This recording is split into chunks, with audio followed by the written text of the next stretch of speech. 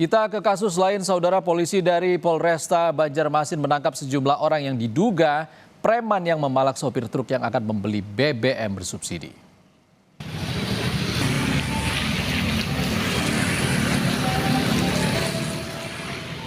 Sejumlah pria diduga preman ini ditangkap unit Jatanras Polresta Banjarmasin karena diduga memeras para sopir truk yang akan membeli BBM subsidi di SPBU di Banjarmasin Selatan. Dari 4 orang, 1 jadi tersangka.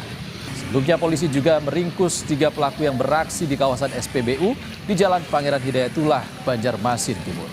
Polisi mengimbau masyarakat tak takut melapor jika ada pelaku yang mengganggu ketertiban umum.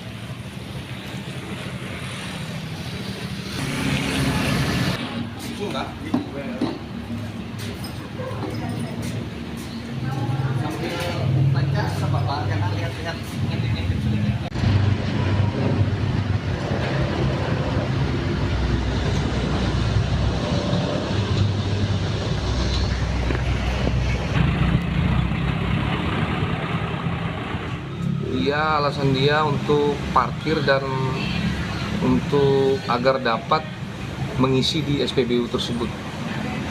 Himbauan kita, walaupun kita berupaya tanpa dukungan masyarakat, itu juga percuma.